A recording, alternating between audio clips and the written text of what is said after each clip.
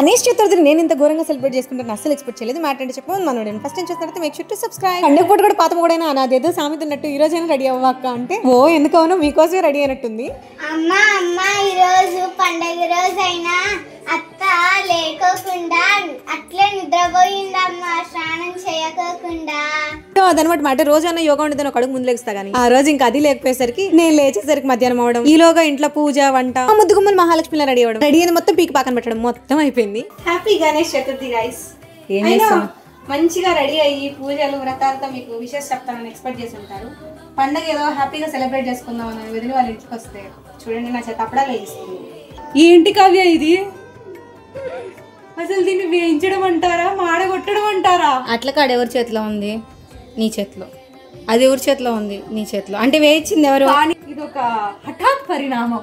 వీటిని మేము గొట్టాలంటాం కానీ మా వదిన బొంగులు అంటారంట. వినగానే ఎంత నవ్వు వచ్చింది, ఎంతకు మీరేమంటారు? ఏం చేస్తున్నా? ఏంటిది అది? చిన్న పిల్లలు వచ్చిరని మాటలు ముద్దు ముద్దుకు మాట్లాడుతుంటే అలా వింటూ ఉండిపోవాలనిపిస్తుంది కదా. అలా ఇంకా మనం మధ్యాహ్నం భోజనాలు అయిన తర్వాత రెడీ అవ్వడం మొదలెట్టి సాయంత్రానికి బాలగణేష్ని దర్శించుకొని వచ్చాం. Event number 3 Bhagavati. ఈవిడతో మరిన్ని వీడియోస్ ఎంతమంది కాలో కామెంట్ చేసేయండి. Event number 2 Bala Tripura Sundari. And where is number 1 అంటే వినాయకుడి దగ్గర అందరేసి సినిమా పాటలు చెక్ పెట్టి ఫస్ట్ డాన్స్ పర్ఫార్మెన్స్ ఇచ్చింది చూసేయండి.